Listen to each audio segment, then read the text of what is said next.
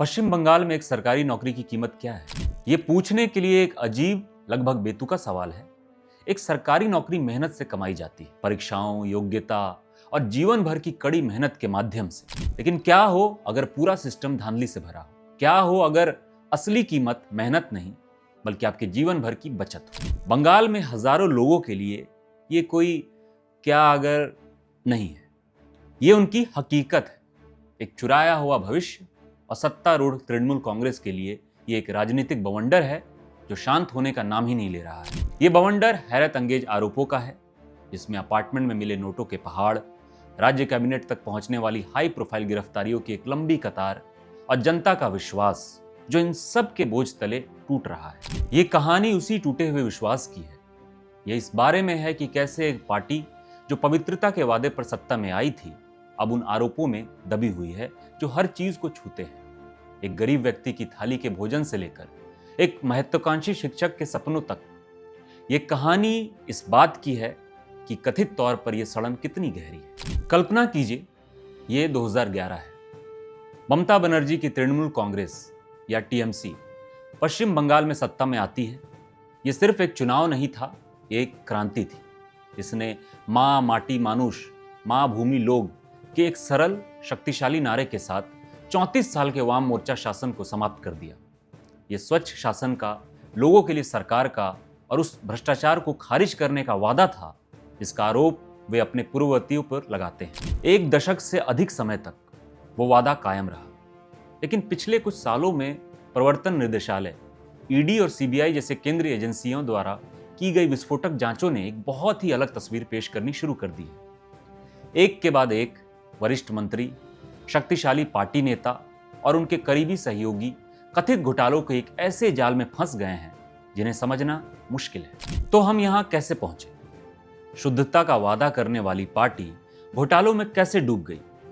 आज हम इन बिंदुओं को जोड़ रहे हैं। उन चौंकाने वाली गिरफ्तारियों से जिन्होंने राष्ट्र सुर्खियां बटोरी से लेकर उन जटिल तरीकों तक जिनका कथित तौर पर सार्वजनिक धन को हड़पने के लिए इस्तेमाल किया गया। हम सबूतों को देखेंगे, आरोपों को सुनेंगे और बचाव पक्ष की दलीलें भी सुनेंगे। सवाल सिर्फ ये नहीं है कि कौन शामिल है, बल्कि ये भी है कि सार्वजनिक सेवा के लिए बनाया गया एक सिस्टम कथित तौर पर निजी लालच की मशीन कैसे बन गई। राज्य को हिलाकर रख देने वाली सभी घोटालों में से कोई भी शिक्षकों की भर्ती घोटाला जितना व्यक्तिगत, इतना दिल तोड़ने वाला महसूस नहीं होता। यह बंगाली समाज के मूल पर प्रहार करता है। एक ऐसी संस्कृति जिसने हमेशा अपनी शिक्षा और बुद्धि पर गर्व किया है। आरोप चौंकाने वाला, सरल और गहरा निंदनीय है। सरकारी स्कूलों में नौकरियां शिक्षकों से लेकर कर्मचारियों तक सबसे योग्य को नहीं बल्कि सबसे ऊंची बोली लगाने वाले को बेची गई। यह घोटाला जुलाई 2022 में एक ऐसे व्यक्ति की गिरफ्तारी के साथ सामने आया जो उस समय राज्य के सबसे शक्तिशाली लोगों में से एक था, पार्थ चटर्जी। वो टीएमसी के महासचिव और राज्य के शिक्षा मंत्री थे। जब यह कथित घोटाला अपने चरम पर था, उनकी गिरफ्तारी एक राजनीतिक भूकंप थी। लेकिन जो हुआ वो एक मीडिया नरक था। ईडी के जांचकर्ता मंत्री के एक करीबी सहयोगी के रूप में वर्णित अर्पिता मुखर्जी के अपार्टमेंट तक पहुंचे। उन्होंने जो पाया वो किसी गैंगस्टर फिल्म के दृश्य जैसा लग रहा था। समाचार चैनलों ने जांचकर्ताओं की छवियों को प्रसारित किया जो सचमुच नकदी के पहाड़ों से घिरे थे। 500 और 2000 रुपए के नोटों के ढेर, इतने बड़े कि बैंक अधिकारियों की गिनती मशीन के साथ बुलाया गया। पहली छापेमारी में लगभग 22 करोड़ रुपए का पता चला। कुछ दिनों बाद उनकी एक और संपत्ति पर दूसरी छापेमारी में 28 करोड़ रुपए मिले। साथ ही सोने की छड़ें और संपत्ति के कागजात भी मिले। जब्त की गई कुल नकदी 50 करोड़ रुपए से अधिक थी। ईडी ने आरोप लगाया कि ये नौकरी घोटालों से प्राप्त काले धन का केवल एक अंश था। उनकी चार्जशीट निंदनीय थी। इसमें दावा किया गया कि स्कूल सेवा आयोग एसएससी की परीक्षा पास करने वाले योग्य उम्मीदवारों को मेरिट सूची में नीचे धकेल दिया गया। उनके स्थान पर हजारों अयोग्य उम्मीदवार को नौकरी दी गई जिन्होंने कथित तौर पर 5 से 15 लाख रुपए की रिश्वत दी थी। कथित साजिश विस्तृत थी। ईडी और सीबीआई दोनों ने पार्थ चटर्जी को एक केंद्रीय व्यक्ति के रूप में इंगित किया है। ईडी ने दावा किया कि उन्होंने दूसरों के नाम पर खरीदे गए सिम कार्ड वाले मोबाइल फोन का इस्तेमाल किया। उन्होंने आरोप लगाया कि उस पैसे को फिर शेल कंपनियों के एक वेब माध्यम से लॉन्डर किया गया है। जैसे जैसे जांच बढ़ी और नाम सामने आए, सीबीआई ने टीएमसी विधायक जीवन कृष्ण साहा को एक प्रमुख खिलाड़ी के रूप में नामित किया। एक छापेमारी के दौरान एक नाटकीय क्षण में साहा ने कथित तौर पर अपने मोबाइल फोन को एक तालाब में फेंककर सबूत नष्ट करने की कोशिश की। एक अन्य युवा नेता कुंतल घोष पर एक प्राथमिक एजेंट होने, नकदी इकट्ठा करने और उसे श्रृंखला में ऊपर तक पहुंचाने का आरोप लगाया गया।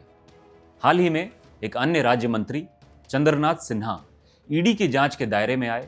जब पूछताछ के दौरान उनका नाम सामने आया, 2025 के अंत में ईडी ने उस वर्ष पहले दायर एक चार्जशीट के बाद उनकी लगभग 3.6 करोड़ रुपए की संपत्तियों को अस्थायी रूप से संलग्न कर लिया। इसकी मानवीय कीमत की गणना नहीं की जा सकती, जबकि आरोपी कथित तौर पर धन जमा कर रहे थे। हजारों मेधावी उम्मीदवारों का जीवन बर्बाद हो गया। वर्षों से ये युवा पुरुष और महिलाएं कोलकाता की सड़कों पर विरोध प्रदर्शन कर रहे हैं, अपनी डिग्री पकड़े हुए हैं, उन नौकरियों की मांग कर रहे हैं जो उन्होंने अर्जित की थी। एक शिक्षक बनने का उनका सपना सिर्फ स्थगित नहीं हुआ, इसे कथित तौर पर सबसे ऊंची बोली लगाने वाले को बेच दिया गया। अगर नौकरी घोटाला एक बड़ा झटका था, तो बाद की जांचों ने सुझाव दिया कि एक अकेली घटना नहीं थी।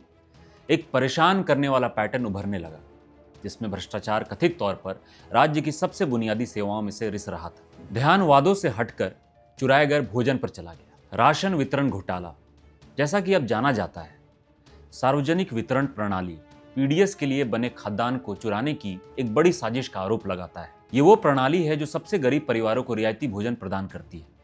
आरोप है कि इस अनाज से भरे ट्रकों को डाइवर्ट किया गया और खुले बाजार में बेच दिया गया। यहाँ केंद्रीय व्यक्ति एक और वरिष्ठ टीएमसी नेता और मंत्री ज्योति प्रिय मलिक है। वो 2011 से 2021 तक एक दशक तक राज्य के खाद्य और आपूर्ति मंत्री थे और उन्हें ईडी ने अक्टूबर 2023 में गिरफ्तार किया था। ईडी ने दावा किया कि यह घोटाला 10,000 करोड़ रुपए से अधिक का था। आय कथित तौर पर पीडीएस अनाज को डाइवर्ट करने और किसानों से धान की फर्जी खरीद से उत्पन्न हुई थी। ईडी ने एक जटिल मनी ट्रेल का खुलासा किया। उन्होंने आरोप लगाया कि एक चावल मिलर वकीबुर रहमान, जो मलिक का करीबी सहयोगी था, एक प्रमुख खिलाड़ी था। घोटाले की आय कथित तौर पर रहमान द्वारा नियंत्रित शेल कंपनियों से मलिक तक गई। एक उदाहरण में ईडी ने दावा किया कि रहमान ने मलिक को 8 करोड़ रुपए का ऋण देने की बात स्वीकार की थी, जिसे कभी चुकाया नहीं गया। एजेंसियों ने मामले में 50 करोड़ रुपए से अधिक की संपत्तियों को भी अस्थायी रूप से संलग्न किया। सरकार ने मलिक को उनकी गिरफ्तारी के कुछ महीने बाद फरवरी 2024 में कैबिनेट से हटा दिया। यह मामला तब और भी विस्फोटक हो गया जब ईडी की एक टीम इसी घोटाले के सिलसिले में संदेश खाली में एक और टीएमसी बाहुबली शेख शाहजहां के घर की तलाशी लेने गई। टीम पर एक भीड़ ने हिंसक हमला किया, जिससे राष्ट्रीय स्तर पर हंगामा हुआ और अंततः शाहजहां की गिरफ्तारी हुई। जबकि राजनेता कथित तौर पर खुद को समृद्ध कर रहे थे, जमीन पर इसका प्रभाव विनाशकारी था। यह राज्य के लिए वित्तीय नुकसान नहीं था, यह भूखों के मुंह से छीना गया निवाला था। लेकिन आरोप यहां नहीं रुके। मवेशी तस्करी घोटालों ने भारत बांग्लादेश सीमा पर करोड़ों के अवैध व्यापार का पर्दाफाश किया, जिसके बारे में सीबीआई ने आरोप लगाया कि यह राजनीतिक संरक्षण में फला फूला। सीबीआई के अनुसार कथित सरगना एक और शक्तिशाली टीएमसी नेता अनुब्रत मंडल था, जो पार्टी के बीरभूमि जिला अध्यक्ष थे।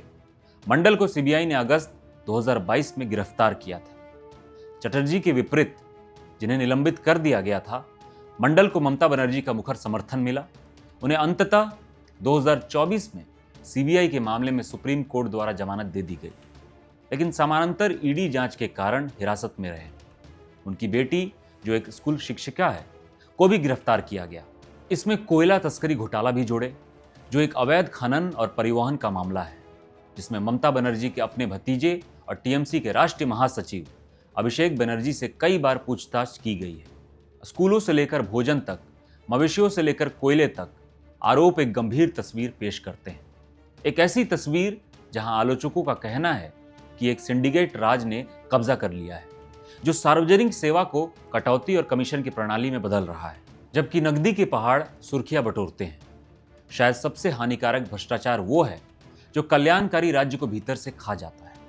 बड़े बड़े घोटालों से परे केंद्र सरकार ने पश्चिम बंगाल में विशेष रूप से मनरेगा और पीएम आवास योजना में अपनी प्रमुख कल्याणकारी योजनाओं में बड़े पैमाने पर भ्रष्टाचार का बार बार आरोप लगाया है। मनरेगा ग्रामीण गरीबों को 100 दिनों के मजदूरी रोजगार की गारंटी देता था, जो अब 125 दिनों का हो गया है। पीएम आवास योजना उनके आवास प्रदान करती है। ये कानूनी अधिकार है, लेकिन पश्चिम बंगाल में आरोप यह है कि इन अधिकारों को राजनीतिक लाभ के लिए व्यवस्थित रूप से तोड़ा मरोड़ा गया है। मुख्य आरोप हजारों फर्जी मनरेगा जॉब कार्ड, भूत लाभार्थी बनाने का है।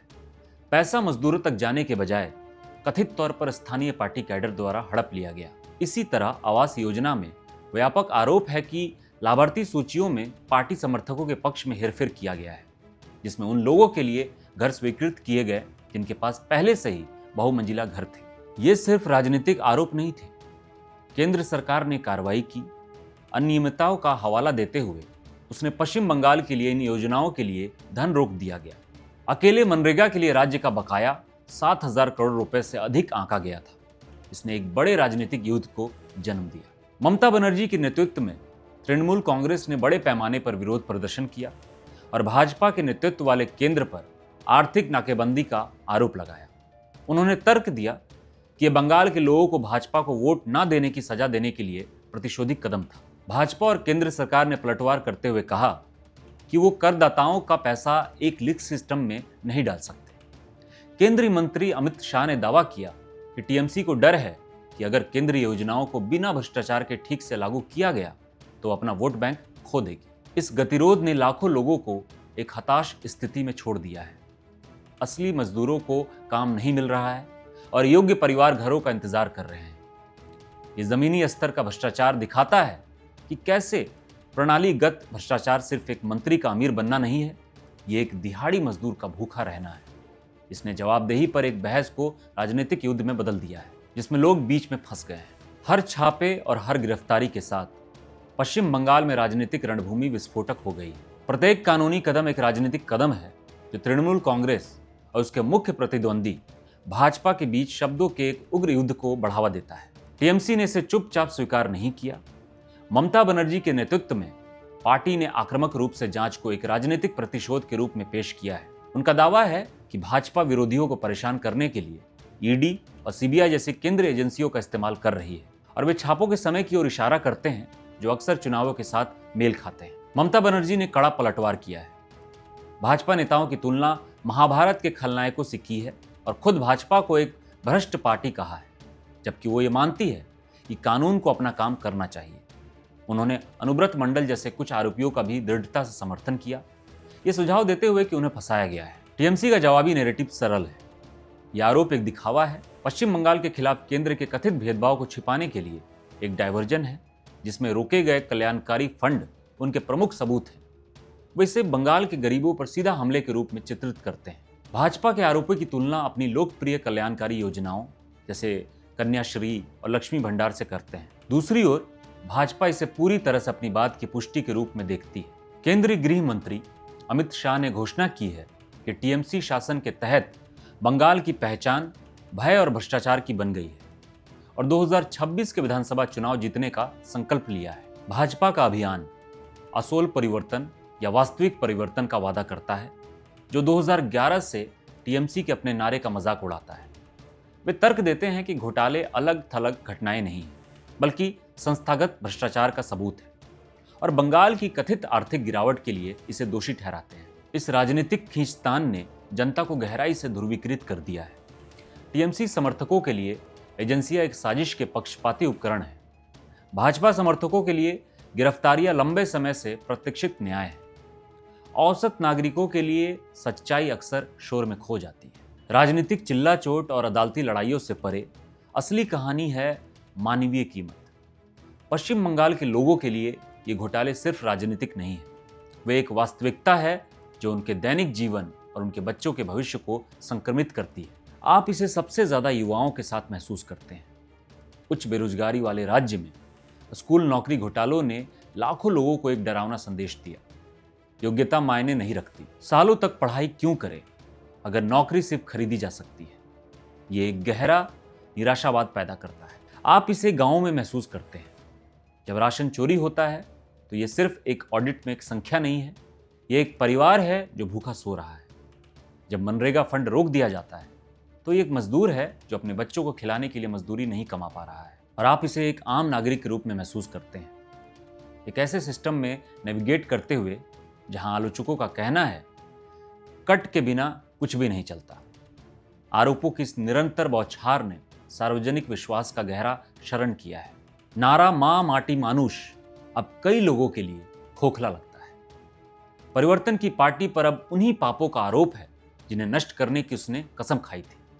इसने विश्वास का एक संकट पैदा कर दिया है, जिसने लोग अपने राज्य में शासन की प्रकृति पर सवाल उठाने के लिए मजबूर हो गए। ये मोह भंग एक बहुत बड़ा कारक है, क्योंकि पश्चिम बंगाल 2026 के विधानसभा चुनाव की ओर बढ़ रहा है, जबकि ममता बनर्जी की व्यक्तिगत लोकप्रियता मजबूत बनी हुई है। एक ऐसे संकेत है कि समर्थन में दरार आ रही है। भाजपा इस गुस्से की लहर पर सवार होने की उम्मीद करती है, खुद को एकमात्र स्वच्छ विकल्प के रूप में पेश करती है।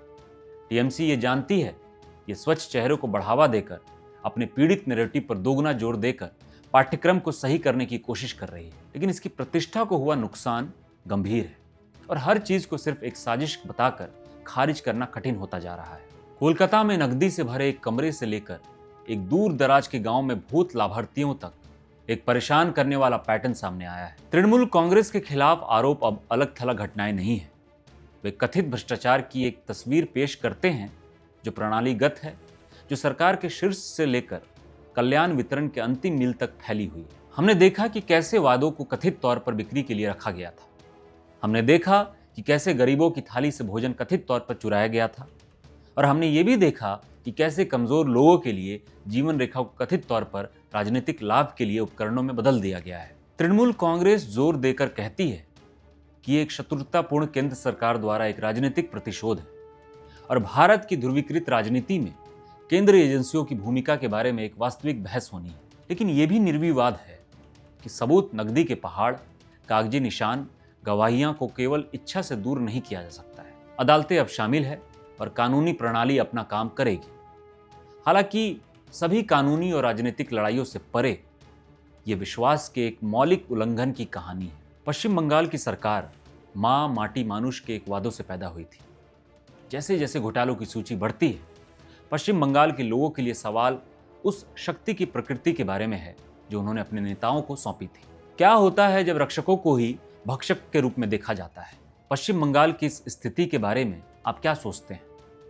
क्या ये वास्तविक भ्रष्टाचार है जिसका पर्दाफाश हो रहा है, या एक राजनीतिक साजिश है?